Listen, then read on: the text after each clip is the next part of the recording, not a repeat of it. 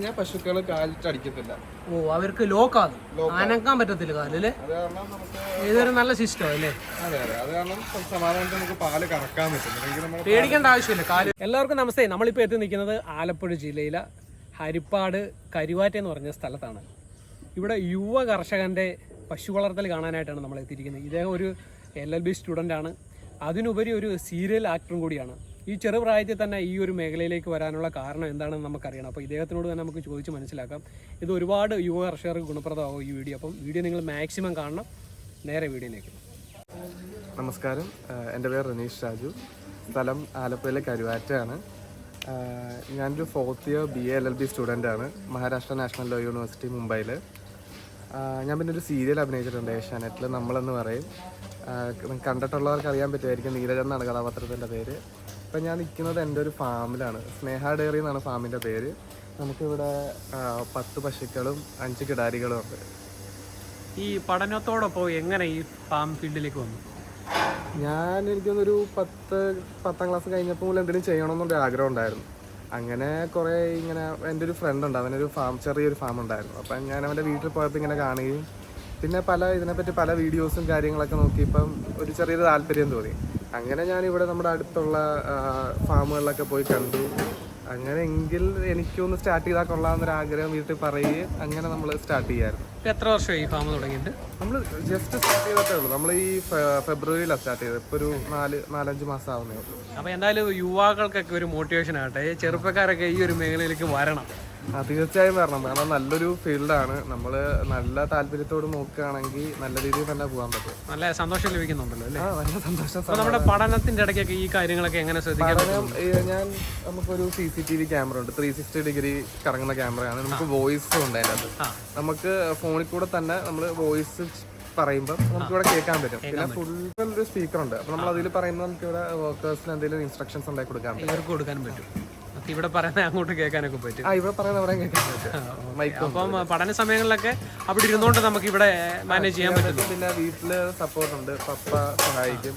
പിന്നെ ഫുഡും കാര്യങ്ങളൊക്കെ ഞാൻ വിളിച്ചു പറയാണ്. നമുക്ക് ഇവിടെ ഡെലിവറി KS-ഉം പിന്നെ കപ്പലണ്ടി പിണ്ണാക്ക്, കാൽഷ്യം പൗഡർ, ഇതൊക്കെയാണ് നമ്മൾ കൊടുക്കുന്നത്.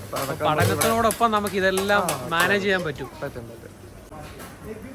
ഇവിടെ ഇപ്പോൾ ഈ കറവയും കാര്യങ്ങളൊക്കെ എങ്ങനെയാണ്? നമ്മൾ കറവ ഫുള്ള് മിൽക്കിംഗ് മെഷീൻ ഉപയോഗിച്ചാണ് കറക്കുന്നത്. അതിൻ്റെ ഒരു ഒന്നാമത്തെ ഗുണമെന്ന് പറഞ്ഞു കഴിഞ്ഞാൽ നമുക്ക് ഞാൻ ഈ ക്ലാസ്സിന് പോയിട്ടുണ്ട് നമ്മുടെ ഡിപ്പാർട്ട്മെൻറ്റ്. അപ്പോൾ അതിൻ്റെ അകത്തുനിന്ന് അറിയാൻ കഴിഞ്ഞത് നമ്മൾ പശു പാല് ചുരത്തുന്നത് ഒരു 7 മിനിറ്റ് സമയത്താണ്. അപ്പോൾ അതിനുള്ളിൽ നമ്മൾ മാക്സിമം എടുത്തു കഴിഞ്ഞാൽ നമുക്കത് ഫുള്ള് കിട്ടും. അപ്പോൾ ഈ മെഷീൻ്റെ ഒരു ഗുണമെന്ന് പറഞ്ഞു കഴിഞ്ഞാൽ കണക്ട് ചെയ്ത് ഒരു ഇത്ര സമയം, ഒരു 2-3 മിനിറ്റിനുള്ളിൽ തന്നെ നമുക്ക് ഫുള്ള് പാല് കറക്കാൻ പറ്റും. അപ്പോൾ ഇത് ചുരത്തുന്ന സമയത്തിനുള്ളിൽ തന്നെ നമുക്ക് ഫുള്ള് പാല് എടുക്കാമെന്നുള്ളതാണ് ഒന്നാമത്തെ ഒരു അഡ്വാൻറ്റേജ്. പിന്നെ അവിടെ നമുക്ക് കാണാൻ പറ്റും, കൂടെ ഒരാൾ നിൽക്കേണ്ട ആവശ്യമില്ല. നമ്മളിത് കണക്ട് ചെയ്ത് കഴിഞ്ഞിട്ട് ആ ആൾക്ക് അടുത്ത പശുവിനെ കറക്കാനുള്ള അറേഞ്ച്മെൻറ്റ്സ്, വേറെ പണികൾ ചെയ്യാം. അവിടെ കൂടെ തന്നെ നിൽക്കണമെന്നുള്ളൊരു സ്ഥിതി വരുന്നില്ല. അതാണ് വേറൊരു അഡ്വാൻറ്റേജ്. പിന്നെ പെട്ടെന്ന് കാര്യങ്ങൾ കഴിയും. അതുപോലെ തന്നെ നമ്മുടെ ഈ ഫാമിൽ വളരെ വലിയ 2 ഫാൻ കണ്ടു. അപ്പോൾ അതെന്ത് ഉദ്ദേശത്തിലാണ്? അത് ഡയറി ഫാനാണ്. അത് ബേസിക്കലി നമ്മൾ ഉദ്ദേശിക്കുന്നത് പശുക്കൾക്ക്, ഈ HF ഉള്ള പശുക്കൾക്ക് ചൂട് താങ്ങാൻ പറ്റില്ല നമ്മുടെ ഇവിടുത്തെ. ഒന്നാമത്തെ ഉപയോഗം എന്ന് പറയുന്നത് ഈ ഡയറി ഫാനിൻ്റെ പവർ, നല്ല പവറിലാണ് ഇത് കാറ്റ് വരുന്നത്. അത് കാരണം തന്നെ പശുക്കൾക്കൊന്ന് തണുത്ത് നിൽക്കാൻ പറ്റും, അന്തരീക്ഷത്തിലെ വായു ഒന്ന് കൂൾ ഡൗൺ ചെയ്യാൻ പറ്റും. പിന്നെ വേറൊരു പ്രധാനപ്പെട്ട കാര്യം എന്ന് പറയുന്നത് ഈ മഴ സമയമായതുകൊണ്ട് കൊതുകുകളുടെയൊക്കെ ശല്യം കൂടുതലാണ്.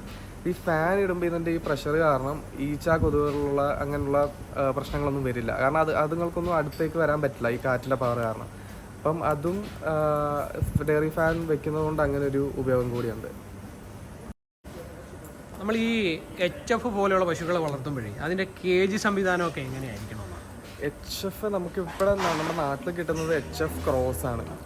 ക്രോസ് ആണെങ്കിൽ പോലും അതിന് താപനില കുറഞ്ഞു തന്നെ ഇരിക്കണം, ചൂടിന്. അതിനായിട്ട് നമ്മൾ ഈ ഡയറി ഫാൻ നമ്മളതിന് സഹായിക്കും. നമ്മുടെ ഈ ഫാമിൻ്റെ ചൂട്, വായു സഞ്ചാരമൊക്കെ ആയിട്ടൊന്ന് കുറച്ച് നിർത്താൻ സഹായിക്കും. കൂടെ നമ്മൾ ഫാം പണിയുമ്പം നല്ല ഹൈറ്റിൽ പണിയണം. അതൊരു നടുക്കൊരു 19 അടി മുകളിലോട്ടും സൈഡിൽ 15 അടി മുകളിലോട്ടും വെച്ചുള്ള രീതിയിൽ ചെയ്ത് കഴിഞ്ഞാൽ നമുക്ക് വായു സഞ്ചാരം ലഭിക്കും. അത് പ്രധാനമായിട്ട് ശ്രദ്ധിക്കണം. കാരണം എന്നാലേ ഫാം ഒന്ന് തണുപ്പിച്ച് വായു സഞ്ചാരത്തിലൂടെ നമുക്ക് കൊണ്ടുപോകാൻ പറ്റും. അതിന് ഈ ഡയറി ഫാനും ഇങ്ങനൊരു കൺസ്ട്രക്ഷനും നല്ല രീതിയിൽ സഹായിക്കും. അതുപോലെ നമ്മുടെ ആഹാര രീതികൾ എങ്ങനെയാണ്? ആഹാരത്തിൽ നമ്മൾ കൊടുക്കുന്നത് KS, കപ്പലണ്ടി പിണ്ണാക്ക്, ചോളപ്പൊടി, മിനറൽ മിക്സ്ചർ, ലിവർ ടോണിക്, പിന്നെ മിനറൽ മിക്സ്ചർ, ഉപ്പ്, ഇതെല്ലാം കൂടെ മിക്സ് ചെയ്തിട്ടാണ് നമ്മൾ കൊടുക്കുന്നത്. എല്ലാ ദിവസവും ഈ രീതിയിൽ തന്നെയാണോ? എല്ലാ ദിവസവും രാവിലെ വൈകിട്ട് ഈ കാൽസ്യം ഒക്കെ ആഡ് ചെയ്യേണ്ട ആവശ്യമുണ്ടോ? അതോ ഒരു നേരം കാൽഷ്യം ആഡ് ചെയ്യുകയാണെങ്കിൽ മറ്റേ നേരം നമ്മൾ മിനറൽ മിക്സ്ചർ മാത്രം, കാൽഷ്യം പൗഡർ, 2 നേരം അല്ലേ?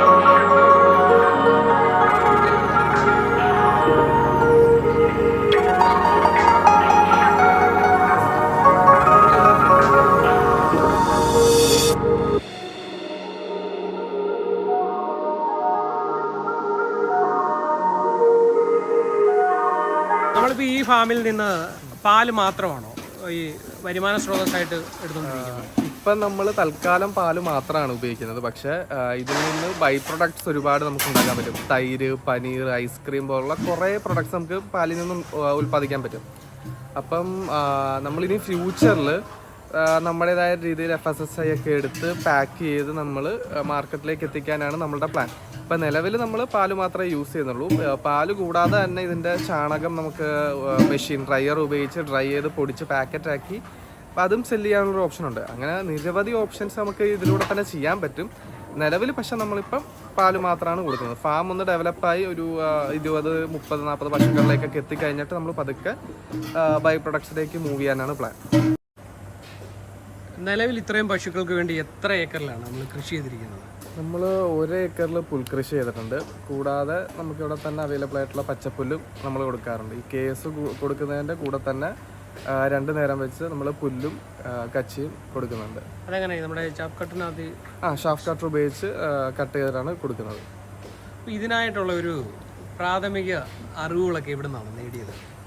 നമ്മളിപ്പം ഓച്ചിറയിൽ ക്ഷീര വകുപ്പിൻ്റെ ക്ലാസ്സസ് ഒക്കെ അറ്റൻഡ് ചെയ്യാറുണ്ട്. അവരിങ്ങനെ എനിക്കൊന്ന് 2 മാസം കൂടി ഇരിക്കുമ്പോൾ ഓരോരോ ക്ലാസ്സുകൾ അവർ അറേഞ്ച് ചെയ്യാറുണ്ട്. ആർക്ക് വേണമെങ്കിലും അറ്റൻഡ് ചെയ്യാവുന്നതാണ്. അതിൻ്റെ അകത്ത് ചെല്ലുമ്പോൾ നമുക്ക് പല സ്കീമുകളെ പറ്റി, പശുക്കളെ പറ്റി, കുത്തിവെപ്പിനെ പറ്റിയൊക്കെ ഉള്ള ഇൻഫർമേഷൻ അവർ പറയും. ഇപ്പം 20-ാം തീയതി വരെയാണ് ഇപ്പം നമ്മൾ ഈ വർഷത്തെ സ്കീമിന് അപേക്ഷിക്കേണ്ട ഡേറ്റ്. ഈ ക്ഷീരമേഖലയിലേക്ക് കടന്നു വരാൻ ആഗ്രഹിക്കുന്ന യുവാക്കൾക്ക് പറഞ്ഞു കൊടുക്കാൻ പറ്റുന്ന ഒരു നിർദ്ദേശം എന്താണ്? ഇത് നല്ലൊരു ഫീൽഡാണ്. പക്ഷേ ഏറ്റവും ഇമ്പോർട്ടൻ്റ് ആയിട്ട് വേണ്ടത് എന്തെന്ന് പറഞ്ഞാൽ ഇൻട്രസ്റ്റ് ആണ്.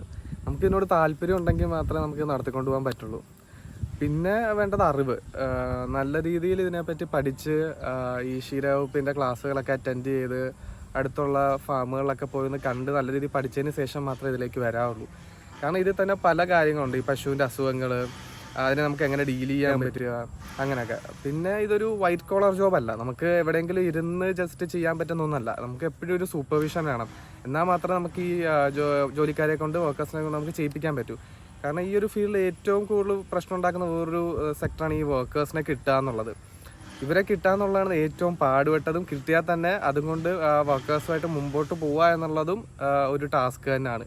കാരണം ഇവർ പെട്ടെന്നൊരു സുപ്രഭാതത്തിൽ ചിലപ്പോൾ നിർത്തിയിട്ടൊക്കെ പോകാൻ ചാൻസ് ഉണ്ടാകും. അപ്പോൾ അതൊക്കെ നമ്മൾ മുൻപിൽ കണ്ടിട്ട് വേണം നമ്മൾ മുമ്പോട്ടേക്ക് പോകാൻ. അവരെ മാനേജ് ചെയ്തുകൊണ്ട് പോവുക എന്ന് പറയുന്നതും ഒരു സ്കില്ല് തന്നെയാണ്. അതും ആവശ്യമുണ്ട്.